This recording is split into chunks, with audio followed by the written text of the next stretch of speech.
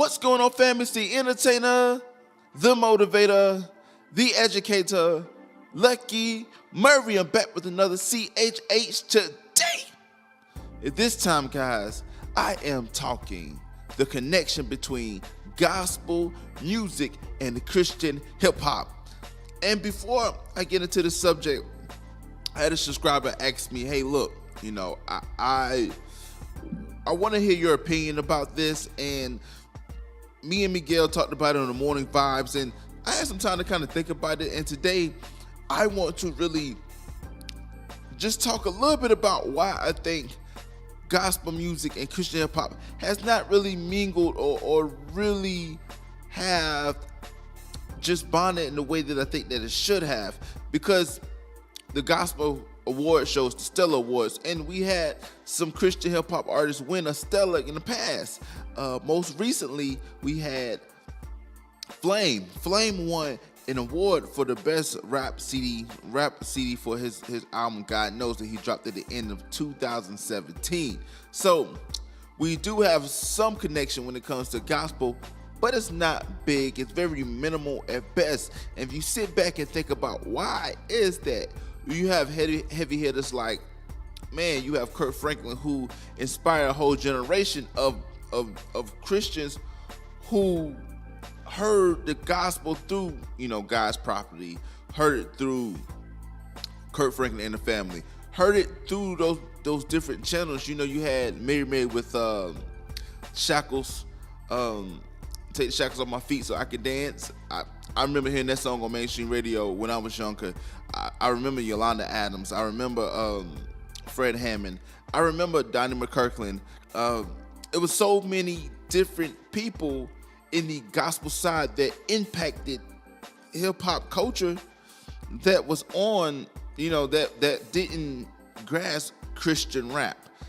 And when in 2012, when I really started to gravitate towards hip hop, Christian hip hop, to say the least, I thought it was very funny that there was not a lot of a mixture between the two. The biggest one was Hawthorne and Lecrae. They did a record together, Unstoppable, I believe. But that's about it. You don't typically see a gospel artist pull a Christian hip hop artist and like, yo, let's make it happen. And you don't see it vice versa. And I think I just have maybe like two big points about that.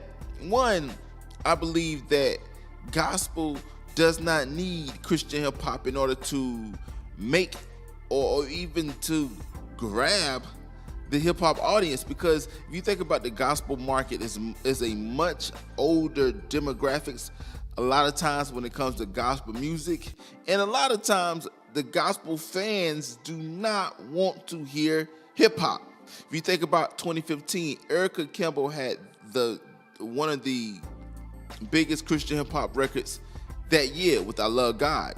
It charted on the gospel charts. It did great numbers, and every youth group that I went and performed that year played I Love God. The crowd went dumb.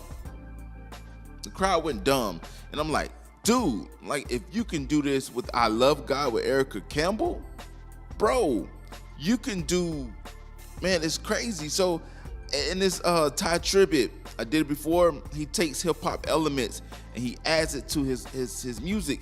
There's a lot of people in the gospel world that would take hip hop elements and they will put it in the gospel, and the gospel fan base is appreciative of that, especially the youth group culture when it comes to gospel music. But when it comes to Christian hip hop, it's in a box where it's like, Christian hip hop is totally hip hop, and a lot of people don't want to totally embrace hip hop. They want to kind of have elements of it, but they still want to have traces. They still want to feel like, oh, it's a gospel record, even though it may, like a Ty Tribbett record is typically a hip hop record. Pretty much they sing on it, he have a choir on it, and it makes it a gospel record. The second thing that I think that I feel as though that Christian hip hop and gospel hasn't really connected is, quite frankly, it's just the gatekeepers in gospel music is much older, pretty much. And I think that it's gonna take a few years, maybe about I believe a 5 or 10 year plan, because if the gatekeepers are still old, the gatekeepers are people who are, in their 50s, 60s. The old guard is not gonna let that situation go, because that's how they eat. And a lot of these gospel artists, they need to continue to chart on the charts. They need to continue to, show up at these gospel festivals, because that's how they eat.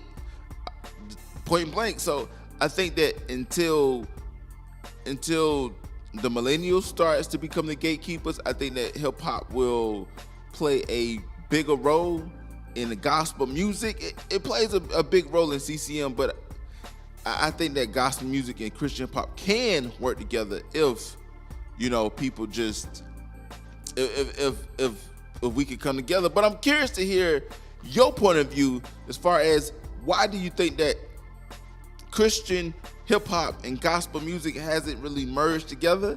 And I'm curious to see, what do you think can happen? Because like I said, there's a lot of Christian hip hop artists that listen to gospel music, and there's a lot of gospel fans and gospel artists that listen to Christian hip hop, but we haven't had that merger yet that needs to happen. So I'm curious to hear what you got to say.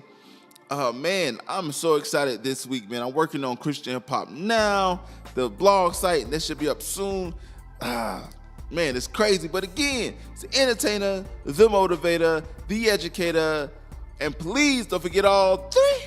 Lucky Murray back with another CHH today, and I'm curious to know what you got to say about this gospel and Christian hip hop, kind of coming together. I'm curious. But until next time, people.